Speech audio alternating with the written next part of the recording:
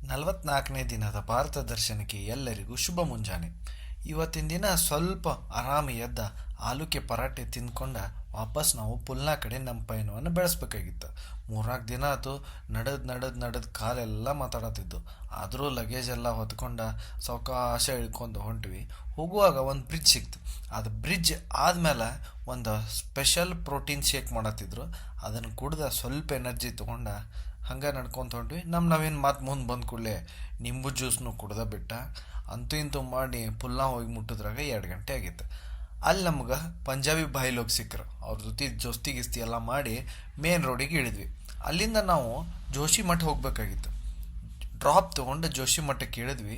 ಜೋಶಿ ಮಠದಿಂದ ಮುಂದೆ ರಿಷಿಕೇಶಿಗೆ ಹೋಗ್ಬೇಕಂತಂದ್ರೆ ಒಂದು ಜೀಪ್ ಎಲ್ಲ ಖಾಲಿ ಇದ್ದದನ್ನು ತುಂಬಿಸಿ ಮಂದಿ ಎಲ್ಲ ಹೇರ್ಕೊಂಡು ಹೋಗಿ ರಿಷಿಕೇಶ್ ಮುಟ್ಟೋದ್ರೊಳಗೆ ರಾತ್ರಿ 2 ಗಂಟೆ ಆಗಿತ್ತು. ಇಡೀ ದಿನ ಟ್ರೆಕ್ ಮಾಡಿ ಟ್ರಾವೆಲ್ ಮಾಡಿ ಬಾಡಿ ಅಂತೂ ಸಿಕ್ಕಾಪಟ್ಟೆ ಸುಸ್ತಾಗಿತ್ತು. ರೂಮ್ನ್ಯಾಗ ಹೋಗಿ ಮಲ್ಕೊಳ್ಳೋದ್ರೊಳಗೆ ಹೆಂಗೆ ನಿದ್ದೆ ಬಂತು ಗೊತ್ತಾಗಲಿಲ್ಲ. ನಾಳೆ ದಿನ ರಿಷಿಕೇಶ್ ಒಳಗೆ ಏನಾಗ್ತೈತಿ, ನೆಕ್ಸ್ಟ್ ವ್ಲಾಗ್ ಒಳಗೆ ನೋಡ್ರಿ.